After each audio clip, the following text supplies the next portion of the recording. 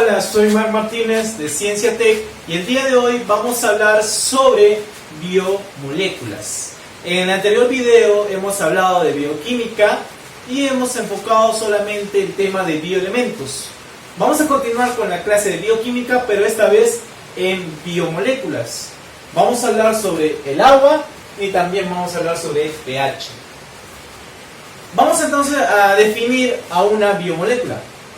Bien sabemos que los bioelementos van a combinarse entre sí para formar moléculas. Estas moléculas forman parte de la vida, de una materia viva. Okay. Ahora, estas moléculas van a recibir el nombre de biomoléculas o también conocido como principio inmediato. Pero sabemos que tenemos dos tipos de biomoléculas. Se clasifican en dos. En biomoléculas orgánicas y biomoléculas inorgánicas, en la cual nosotros en las biomoléculas orgánicas y de las inorgánicas vamos a diferenciar por lo siguiente. En las biomoléculas orgánicas vamos a decir que sí presentan enlace carbono-carbono, y las biomoléculas inorgánicas no presentan enlace carbono-carbono, en la cual, por ejemplo, en biomoléculas orgánicas vamos a tener a lo siguiente. Vamos a tener a los glúcidos, exacto, a los glúcidos. ¿Cuál sigue? ¿Tú sabes? Exacto. A los lípidos, a las proteínas. Muy bien, exacto, sigue. A las proteínas, a los ácidos, a los ácidos nucleicos, Ahora, en las biomoléculas inorgánicas, por ejemplo, vamos a poner aquí a los sales minerales, al agua y también aquí a los gases. Y el tema de hoy a tratar va a ser solamente biomoléculas inorgánicas. Pero antes de empezar tenemos que recordar lo siguiente. Vamos a recordar a un enlace iónico, vamos a decir cuando se une un no metal más metal. Y a un enlace covalente es la unión de un no metal más no metal. Muy bien. Entonces empezamos hablando sobre el agua. El agua, o también conocido como protóxido de hidrógeno. Hay varios nombres que tiene el agua. Por ejemplo, hidrato, o también conocido como óxido de dihidrógeno. El agua viene a ser la biomolécula inorgánica más abundante en los seres vivos. Por ejemplo, va a ocupar el 98% en la medusa, ¿ya? Y ahora, el 97% va a ocupar en la hoja ¿de cuál? ¿De qué planta? De la lechuga. El 65 al 75% va a formar parte de tu cuerpecito. Va a formar en los humanos. Ahora, este agua va a encontrarse en las estructuras internas y va a actuar de la siguiente manera. Por ejemplo, vamos a poner como lubricante. Cuando actúa como lubricante, aquí vamos a tener al siguiente líquido, al líquido sinovial. Este líquido sinovial se va a encontrar en las articulaciones. Miren por aquí, acá vamos a tener al hueso del fémur, lo pongo por aquí, y aquí vas a encontrar la tibia y el peroneo, ¿ok? Jalamos estos dos, lo enfocamos aquí. Ahora, el espacio que hay en estos dos huesos, en ahí se va a encontrar el líquido sinovial. Imagínate que esto es rodilla, ¿ya? Ahí se va a encontrar el líquido sinovial. Este líquido sinovial va a funcionar ¿para qué? Para el movimiento, para que haya movimiento. ¿Y qué va a evitar este líquido sinovial? Va a evitar la fricción entre hueso y hueso. Si habría un desgaste del líquido sinovial, va a haber un choque de hueso y hueso, ¿ya? A la cual esto va a producir una inflamación y también va a producir obviamente el dolor. A esto va a llegar la enfermedad que viene a ser la artrosis, que diríamos que es el desgaste del líquido sinovial. Entonces, otro ejemplo vamos a tener aquí al líquido lagrimal. Muy bien. A ver, Cuando hablamos, obviamente no te olvides, el líquido sinovial también actúa como lubricante y a la vez como amortiguador. Que ya, a ver, cuando tú saltas y en vez de, cuando tú saltas, tu rodilla no va a chocar hueso a hueso.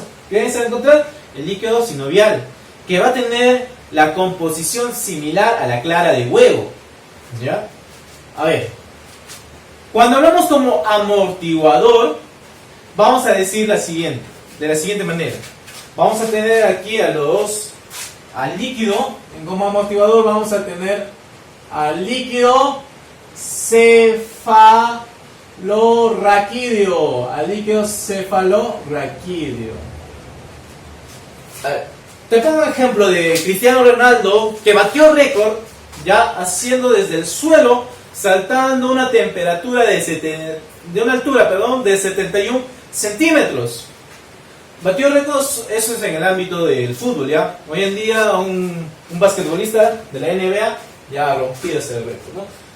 A ver, cuando Cristiano Ronaldo saltó, al momento de cabecear, un cabezazo y meter gol, el cerebro no ha chocado con el hueso del cráneo, ¿gracias a quién? Exacto, gracias al líquido cefalorraquídeo. Y obviamente si hubiera un choque, tu cabecita, tu cerebrito, te hubiera dolido, ¿cierto? Entonces, a ver, otro ejemplo aquí vamos a tener al siguiente líquido. Al líquido en caso de los embarazo, vamos a tener al líquido amniótico. ¿Ok? No te olvides, va a actuar el líquido va a actuar de diferentes maneras. A ver, vamos a hablar sobre la estructura del agua. Lo que tú sabes es que la molécula de agua va a estar formada por un átomo de oxígeno y 2 átomos de hidrógeno. Otro que también sabes es que el oxígeno en la tabla periódica se encuentra en un grupo. ¿Cuál grupo? El grupo, exacto, 6A. O también hoy en día conocido como 16A. Y el hidrógeno, profesor, en el 1A. Como el oxígeno pertenece al grupo 6A, ¿cuánto es su valencia? Muy bien, es 6. Entonces, 1, 2, 3, 4, 5 y 6. El hidrógeno pertenece al grupo 1A. ¿Cuál es su valencia? 1. Muy bien, 1. Pregunta: ¿quién es más electronegativo, el oxígeno o el hidrógeno? ¿Quién es más electronegativo? El oxígeno. Decimos electronegativo porque va a tener la capacidad de atraer a los electrones, de quitar electrones. Entonces, en este caso, el oxígeno es más electronegativo, entonces va a quitar los electrones del hidrógeno. Cuando este oxígeno quita los electrones, va a formar un enlace entre estos dos. Miren por acá, el oxígeno es un no metal y el hidrógeno también es un no metal. ¿Qué enlace forma? Vamos por aquí, un enlace covalente. Entonces la molécula de agua va a formar un enlace llamado enlace covalente. Muy bien. A ver, la molécula de agua va a formar entre hidrógeno va a formar un ángulo, forma un ángulo. Y ese ángulo va a tener 104,5 grados, no te olvides. Hablando de la geometría molecular, ojo, esto lo que he dibujado acá significa hacia atrás y esto que está aparece en negrita subrayado más adelante. ¿Ok? La molécula de agua va a tener 2 pares de electrones libres. Entonces, sí va a tener hidrógeno. A la geometría molecular tiene con el nombre de angular. La geometría molecular del agua se llama angular o también conocido como doblada. Ahora vamos por aquí. La molécula de agua y otra molécula de agua. Estos dos poseen cargas, positivas y negativas. Las moléculas de agua se van a juntar entre sí por cargas negativas y cargas positivas, se van a atraer. Cuando estos dos se juntan, van a formar un puente de hidrógeno. Puente de hidrógeno. Eso viene a ser la capacidad que viene a cohesionar las moléculas de agua. Puente de hidrógeno. Ahora, dato curioso. Una molécula de agua en estado sólido, como máximo, llega a formar cuatro puentes de hidrógeno. En estado líquido, una molécula de agua forma como máximo 3 puentes de hidrógeno. Y cuando está en estado gaseoso, una molécula de agua va a formar como máximo un puente de hidrógeno. No te olvides este dato. A ver, vamos a pasar hablando sobre las propiedades del agua. Y vamos a hablar primero del alto calor específico, que tiene como función termorregulador. Mira, el agua tiene la capacidad de absorber grandes cantidades de calor. Esto permite que a los seres vivos, absorber grandes cantidades de calor sin que éste aumente excesivamente su temperatura. ¿Qué quiere decir esto? Nosotros, seres vivos, los humanos, por ejemplo, tenemos la temperatura de 37 grados, ¿ya? 37 grados. Nos vamos a la playa, estamos expuestos al sol, ¿cierto? A altas temperaturas. Ahora, nuestro cuerpecito que está a 36 grados no va a subir su temperatura, ¿ya? No va a subir. Entonces va a actuar como termorregulador, porque el agua que está en nuestro interior va a absorber grandes cantidades de energía, de calor. Entonces no nos afectaría, ¿ya? Esta es una gran propiedad del agua. Entonces, obviamente, no te olvides cuando vas a la playa llevar tu bloqueador, ¿ya? Tenemos que evitar hoy en día que está realmente alto las temperaturas, el cambio climático puede llevar a darte un cáncer a la piel. Cuando hablamos de alto punto de ebullición, vamos a decir que el agua tiene la gran capacidad de soportar en altos grados de energía para que pueda llegar a cambiar de un estado a otro. Por ejemplo, el agua en temperaturas ambientales se encuentra en estado líquido. Para que el estado líquido vaya a pasar a un estado gaseoso, el agua tiene que pasar por altos grados.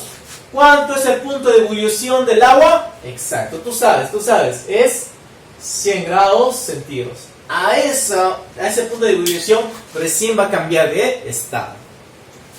A ver, dipolaridad, o también conocido como bipolaridad, o también esta propiedad es disolvente universal, o también conocido como solvente. El agua, ya la molécula, acá tenemos la molécula de agua, ya. Aquí tenemos al oxígeno y también tenemos a los hidrógenos, ¿ve? Parece la cabecita de Mickey Mouse, ¿cierto? El oxígeno, ¿qué carga va a tener? Va a tener carga negativa. Los hidrógenos, ¿qué carga va a tener? Carga positiva, como tu amiga, ¿cierto? Como tu amiga positiva. Mentira. Entonces, tenemos dos cargas. Tenemos carga positiva y carga negativa. Como tiene dos cargas positivas, de ahí también viene su nombre. Dos cargas, dipolos, tienen dos polos, polo positivo, polo negativo. Tiene dos polos, dipolaridad. ¿Por qué decimos solvente o disolvente? Vamos para aquí. El agua, vamos a combinarlo, vamos a mezclarlo con el cloruro de sodio. Y no te olvides, ¿ya? El sodio, ¿ya? El sodio viene a ser un catión, pierde electrones. El cloro viene a ser un anión, gana electrones. Vamos a pasar por aquí. Ya lo hemos mezclado todo. ¿Qué va a pasar cuando ya lo hemos mezclado? Vamos a tener aquí al sodio, que es un catión. Pregunta. El catión que tiene carga positiva, ¿ya? ¿Se va a juntar con quién? ¿Con el hidrógeno o con el oxígeno? Claro que sí, se va a juntar con el oxígeno. Ya, vamos por aquí. El cloro tiene carga negativa, es un anión. ¿Con quién se va a juntar? ¿Con el oxígeno o con el hidrógeno? Muy bien, se va a juntar con el hidrógeno. A ver, ¿por qué se junta con el hidrógeno? Porque tiene carga positiva. Ahora, A eso también lo vamos a conocer como con la constante dieléctrica. O también, a ver, vamos a complementar aquí, ¿ya? El oxígeno que tiene carga negativa, y aquí vamos a tener a los hidrógenos. Vamos a tener a los hidrógenos. Vamos a completar. Por aquí tenemos a los hidrógenos. Ahora, por aquí, ¿a quién vamos a tener? Aquí vamos a tener a los oxígenos. Aquí vamos a tener a los oxígenos. A ver, entonces tenemos aquí, ahí ya recién se ha disuelto la mezcla de cloruro de sodio, el agua salada, ¿cierto? Ahí ya se ha mezclado. A esto también se le conoce como solvente. Lo vamos a conocer al solvente, al agua lo vamos a conocer como solvente. ¿Y qué va a ser el cloruro de sodio? Va a ser el soluto. ¿Ya? Entonces ahí tenemos que tiene dos polos y también se le conoce como solvente universal. Que los dos, catión y anión, van a separarse gracias a las demás moléculas que también va a poseer polos. Gracias a los polos se pueden disolver. A ver, cuando hablamos de densidad, la otra propiedad del agua es la densidad. La densidad en estado líquido, el agua es más denso que en estado sólido. Es por eso que el hielo va a flotar. Por eso, los puentes de hidrógeno se cohesionan entre sí bajo las temperaturas, bajo cero. En este caso, en un glaciar, se van a juntar los puentes de hidrógeno hasta llegar a formar la gran cantidad de volumen. Y ahí forma el hielo. Bueno, por eso el hielo flota, porque es menos denso que el agua que está en estado líquido.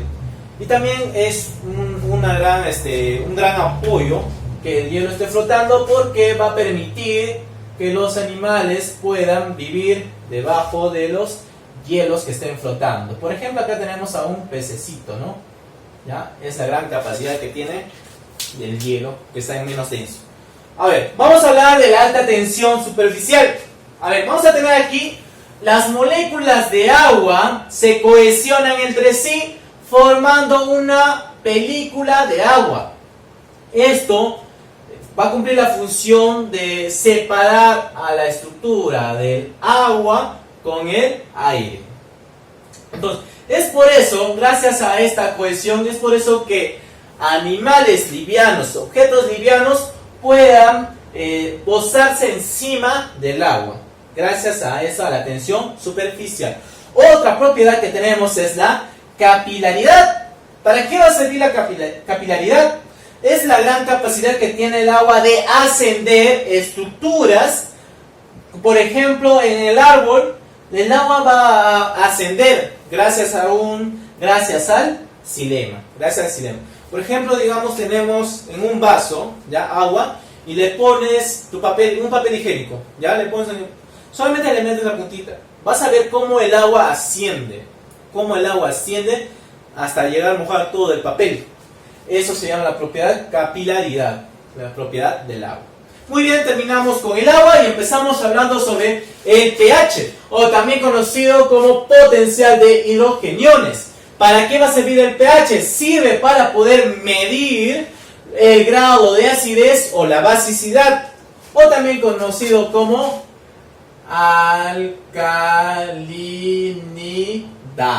alcalinidad.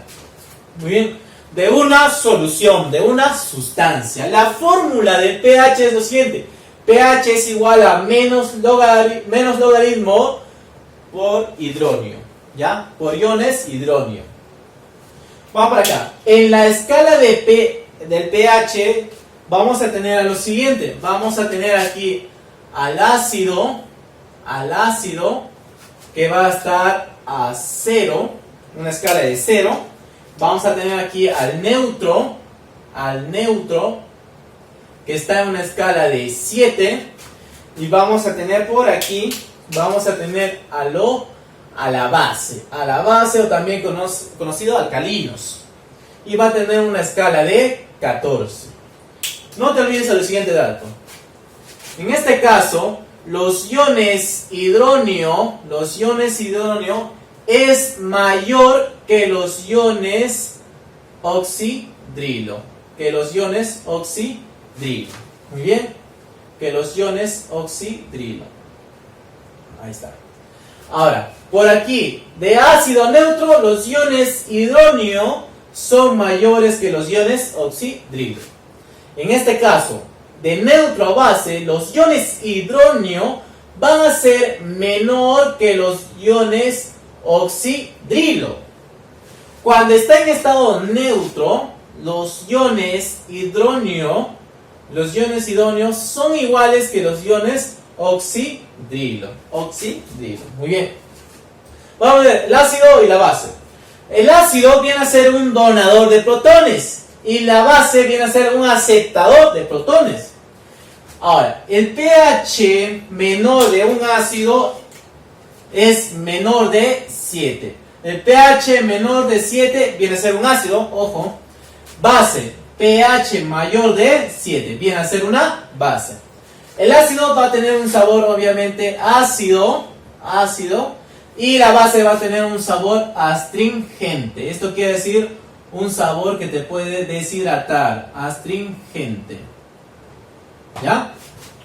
Por aquí, por último, vamos a ver una tabla de pH comparativos con algunos fluidos y algunos básicos que debes saber. Vamos a tener, por ejemplo, aquí la agua pura tiene un pH de 7.0, o sea que está en la escala de neutro. El agua de mar va a tener entre 7.0 a 7.5. Esto quiere decir que el agua de mar tiende a ser un poco más a base o alcalino. El plasma sanguíneo va a tener entre 7.36 a 7.44. Igualmente, tiende a ser más alcalino, base. El líquido cefalorraquídeo va a tener a 7.45 a 7.35 a 7.45. Esto va a tender a ser más alcalino. La saliva viene a ser de 6.40 a 7. ¿Ya? Viene a ser un poco más, tiende a ser un poco más ácido y neutro. La orina viene a ser de 4.5 y va a extenderse a 8.0. Entonces, la orina tiene también ácido a la vez base. El jugo gástrico viene a ser de 1.2 a 3.0. Tiende a ser más ácido el jugo gástrico. El jugo pancreático viene a ser de 7.5 a 8.0. El jugo de limón viene a ser 2.3. La Coca-Cola, que tanto te gusta, ¿ya?, viene a ser 2.8. Y la leche de vaca, 6.6. Eso todo vendría a ser la clase de la primera parte de biomoléculas inorgánicas.